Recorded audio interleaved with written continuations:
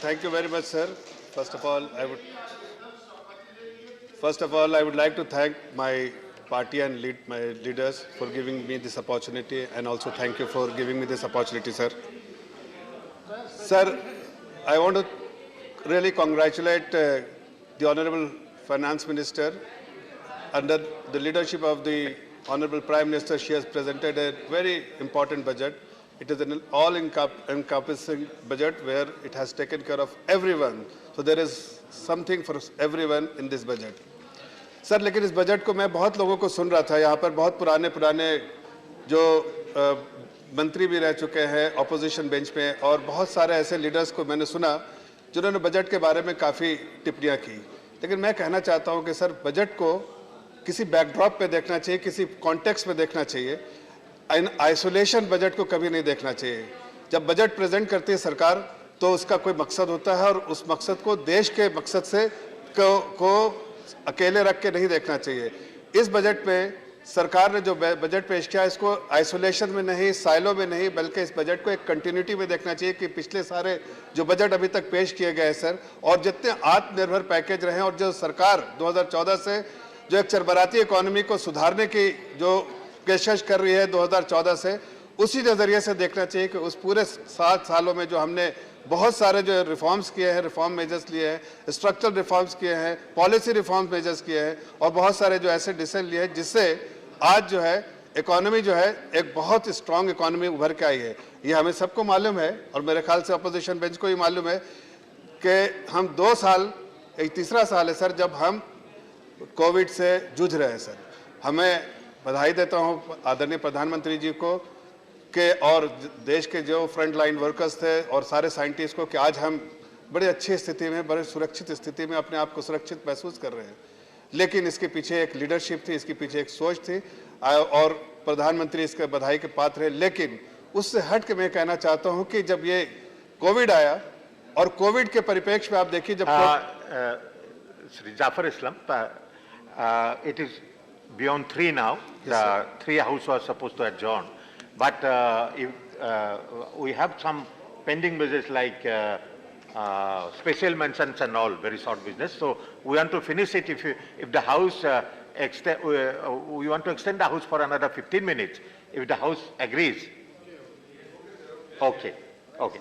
So thank you, sir. Yeah. Yeah. Let him. He has just started. He will. Please. Please carry on.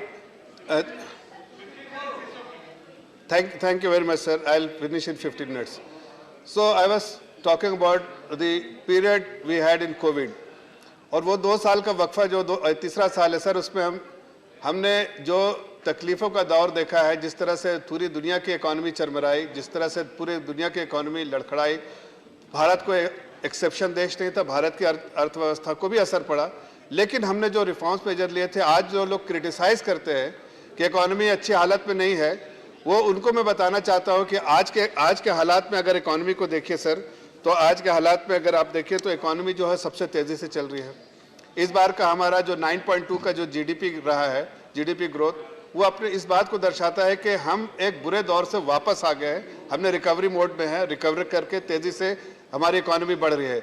जिस parameter पे देखिए चाहे sir, जितना भी आप जिस पैरामीटर पे भी अगर देश की इकॉनमी को देखेंगे, देश की अर्थव्यवस्था को देखेंगे, तो आपको लगेगा कि इकॉनमी तेज़ी से बढ़ रही है। चाहे आप देखिए एक्सपोर्ट का नंबर देखिए, चाहे टैक्स टू जीडीपी नंबर देखिए सर, रिकॉर्ड हाई है टैक्स टू जीडीपी रेशियो जो है इस बार का जो है। हमारा बजटेड जो फिगर था सर, बजटेड जो 2022 फाइनेंशियल ईयर का जो बजटेड बी था वो 9.8% था, 9.9% सर, बट इवेंचुअली 10.8% जो है रिवाइज एस्टिमेट जो है 10.8%। दैट ओनली सजेस्ट कि इकोनॉमिक रिकवरी है, इकोनॉमिक एक्टिविटीज़ है। और ये 10.8% सर, अगर आप देखिए पिछले 2 डिकेड में सबसे ज़्यादा जो है इस बार जो है टैक्स टू जीडीपी जो बेस्ट नंबर जो है वो इस बार का रहा है।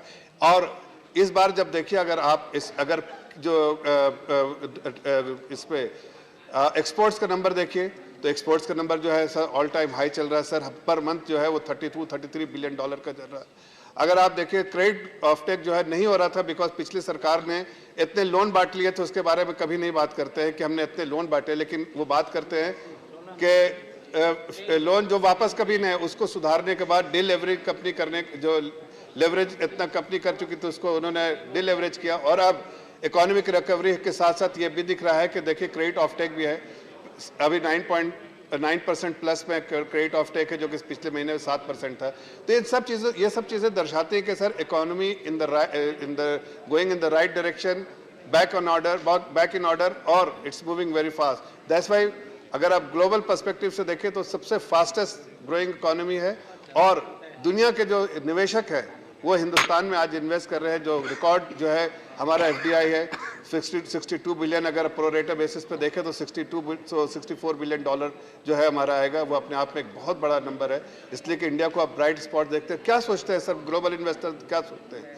ग्लोबल इन्वेस्टर्स देखते हैं दो चीज़ की, देश की अर्थव्यवस्था में एक ऐसी लीडरशिप के हाथ में है जो कि ठीक है कोविड की वजह से अर्थव्यवस्था सबकी खराब हुई थी, क्या ऐसी लीडरशिप है जो इसको अच्छे डिसीजन ले सकती है और उसको वापस पटरी पे खड़ा कर सकती है। तो आज हमने ये देखा कि उस इकोनॉमी को जो वापस ऑर्डर पे आई, उसके बाद इसको और तेजी से कैसे ले जाना है, उसकी भी जो है इस बजट में पेशकश की। जो बहुत छोटे संक्षेप में बोलूँगा सर, अभी कुछ हमारे सीनियर लीडर जो अपोजिशन के वो कह रहे थे कि हेल्थ इंफ्रास्ट्रक्चर, भाई हेल्थ इंफ्रास्ट्रक्चर में अगर आप देखिए तो आपने कोई ऐसा तो नहीं कि आपने ऐसा हेल्थ इंफ्रास्ट्रक्चर खड़ा करके रखा था 70 सालों में कि जिसको हमने खराब कर दिया हो। हमने तो हेल्थ इंफ्रास्ट्रक्चर में sir compounded annual growth rate के अगर हिसाब से देखें, CAGR जो एक्सपेंडिचर किया, खर्चा किया, उस पर 23% हमने जो है वो उस रेशियो से हमने खर्च किया है। इसलिए कि वो कंपेयर कर रहे हैं कि पर कैपिटा दुनिया की 20% आबादी हिंदुस्तान में रहती है, पर कैपिटा हेल्थ एक्सपेंडिचर कितना है? $175। अरे आप कंपेयर करना है तो करिए कि इटली और उसको भी देखिए कि आपने जिस समय में उन्होंने हेल्थ इंफ्रास्ट्रक्चर डेवलप किया तो आपने क्या किया?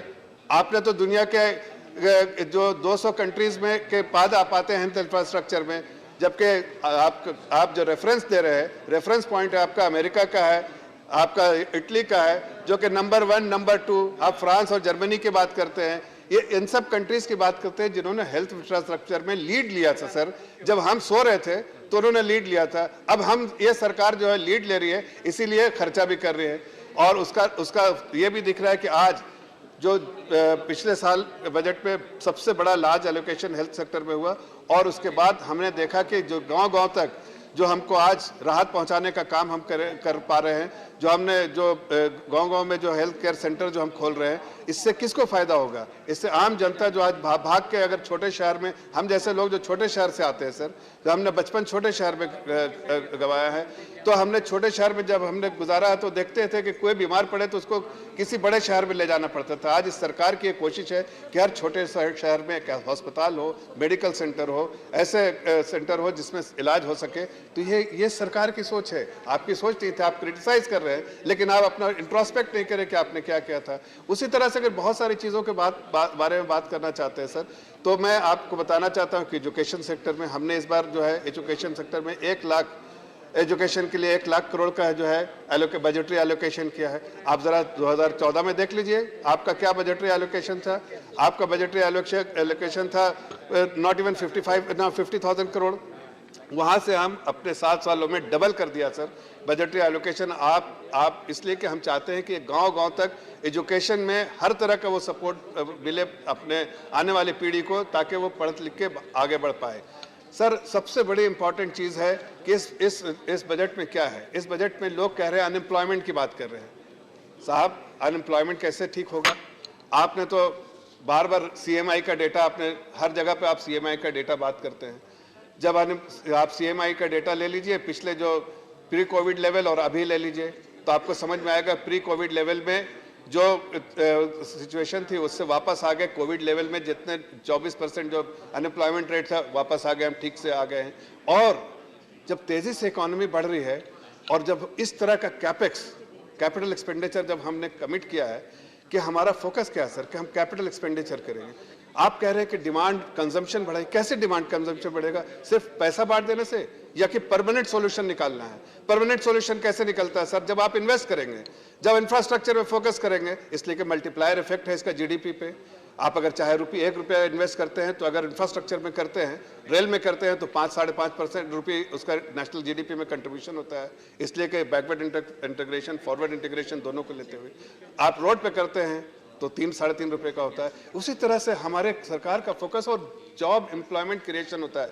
एग्रीगेट डिमांड जो बढ़ेगा, जब जैसे ही हम कैपेक्स जो अपना जिस तरह से शुरू होगा तो जाहिर है एग्रीगेट डिमांड बढ़ेगा, डिमांड बढ़ेगा तो कंजम्पशन बढ़ेगा, कंजम्पशन बढ़ेगा तो प्राइवेट कैपेक्स शुरू होगा, प्राइवेट कैपेक्स शुरू होगा तो नौकरी और बढ़ेंगी।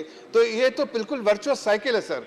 हमारी सरकार ने उसको ध्यान रखते हुए किया है कि हम इस तरह की पॉलिसी लेकर आएंगे ताकि परमानेंट सॉल्यूशन हमारे पुराने जो सरकारें रही हैं उनकी सोच होती थी कि कुछ बांट दो, थोड़ा सा बांट दो, उनको छोड़ दो, उनकी स्थिति में छोड़ दो। लेकिन हमारी सरकार, हमारे आदरणीय प्रधानमंत्री जी की सोच है कि हम मजबूत बनाएंगे, हम एम्पावर करेंगे, हम हाथ थामेंगे, हम ऐसे सिचुएशन बनाएंगे, हम क्रिटिसिज्म से कतराएंगे नहीं, बल्कि हम उनको मजबूत करेंगे। अपोजिशन क्रिटिसाइज कर सकता है, लेकिन अपोजिशन को मालूम है कि पटरी पे चल रही है सरकार, इकोनॉमी और तेजी से चल रही है। जॉब एम्प्लॉयमेंट जो है क्रिएशन की बात कर रहे हैं हम, जॉब क्रिएशन होगा, इसलिए कि इंफ्रास्ट्रक्चर डेवलपमेंट में सबसे ज्यादा जॉब क्रिएशन होता है सर। सबसे ज्यादा डिमांड, एग्रीगेट डिमांड की वो जो बात करते हैं, वो सबसे ज्यादा इसी वक्त ये इन्वेस्टमेंट जो है बढ़ेगा। हमने 7.5 लाख करोड़ किया है सर। 7.5 लाख कोई छोटा अमाउंट नहीं है। आप जरा सा 2014 में देख लीजिए, आपको अपना बजट भी देखना चाहिए, इंट्रोस्पेक्ट कीजिए कि 2014 में आपके बजट में 2 लाख करोड़ के लिए आपने पूरा कैपेक्स के लिए डाला था, कैपिटल एक्सपेंडिचर के लिए। अभी 7.5 लाख करोड़ है। और उस वक्त के साथ देखिए सर, बजट जो जीडीपी का साइज आप 2014 में छोड़ा था जीडीपी का साइज 112 लाख करोड़ का। आज हमारे जीडीपी का साइज जो है, जीडीपी का साइज है 258 लाख करोड़ का। जो FY 23 का जो बजट टाइम खत्म हो रहा है, वाइंड अप कीजिए सर। 5 मिनट, 3:15 है सर, 3:15 15 मिनट जो आपने दिया तो उसी में बोलूंगा। इसके बाद और एजेंडा है सर बस 5 मिनट में, बस 5 मिनट। मैं अपनी बात संक्षेप में खत्म कर रहा हूं सर। मैं सिर्फ ये कहना चाह रहा हूं कि देखिए सर, इस बजट का जो Either you will have to wind up now or you will speak tomorrow. नहीं सर, मैं वाइंड अप कर रहा हूं, 2 मिनट में वाइंड अप कर। सो In 1 minute you wind up. Because I have another business. No, don't. You address to the chair and listen to the chair. Sir, you have sir, 1 minute sir. to finish. Sir, I will If you conclude. finish in 1 minute, I will go to the another agenda. I'll conclude in 2 minutes, sir. Sir, my final. minute. I'm just Only 1 concluding, sir. minute. Sir, the focus of this budget is growth oriented. The government has very clearly committed large allocation, budgetary allocation for capex. That will ensure that there is enough job creation, there is enough demand, there is enough consumption, and obviously there will be a virtuous cycle for private investment as well. Sir, इस दूसरी चीज़ें जो बहुत important इसमें focus रहा है sir, कि हमारे जो चाहे वो रूरल सेक्टर हो, अगर रूरल डेवलपमेंट में देखें तो इस बार हमने I'm going to the other agenda now because the house has other business also. If you have not finished, you can finish it tomorrow. Well, I have not finished, sir. I've just started, but anyways. You can continue tomorrow. You can continue tomorrow. Will you? You can continue tomorrow. Sir, there is time constraint. Okay, so sir. Okay, either you finish it now. Sir, if you give me 2-3 minutes, I'll finish it. It already. There is no time. I cannot make another extension of the house. I'll have to take sense of the house. So please, you will speak tomorrow. So I'm going to the sir, next agenda. I'm just concluding it, sir. I'm concluding it, sir. No, Sir, no. Now you'll speak tomorrow. Now, now special mention.